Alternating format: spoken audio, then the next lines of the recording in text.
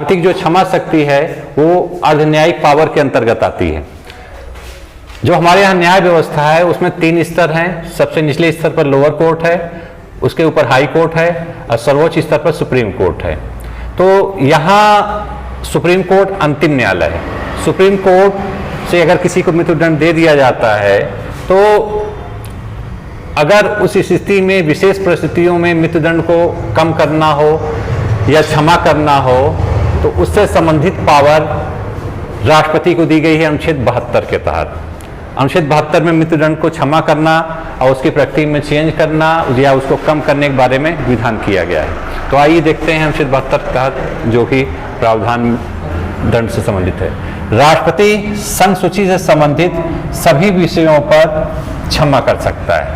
यानी यहाँ आवश्यक है कि संघ सूची के विषय हो तो राष्ट्रपति उस पर क्षमा कर सकता है। अगला पॉइंट है, राष्ट्रपति सेना न्यायालय द्वारा दिए गए दंड को भी क्षमा कर सकता है। राष्ट्रपति मृत्युदंड को पूरी तरह क्षमा कर सकता है।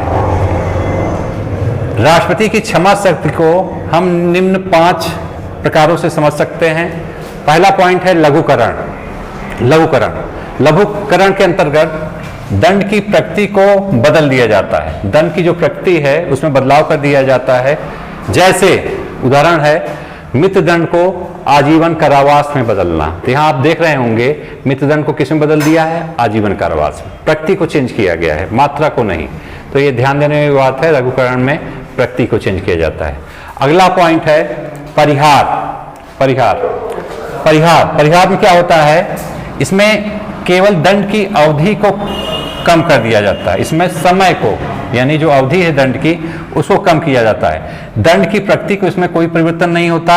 जैसे उदाहरण है 1 वर्ष की सजा को 6 महीने की सजा में परिवर्तित करना।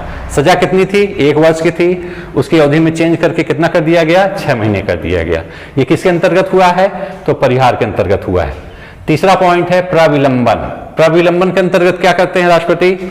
केवल अस्थायी रूप से मृत्युदंड को टालने के लिए प्रविलंबन का प्रयोग किया जाता है। यानी मृत्युदंड में देरी की जाती है। इसमें कारण क्या होता है कि इसमें एक पॉइंट और है, यदि किसी व्यक्ति को दया याचिका 6 वर्ष से ज्यादा अवधि से लंबित है तो उसके मृत्युदंड को आजीवन कारावास में बदलना जा सकता है। आजीवन कारावास में बदला जा सकता है।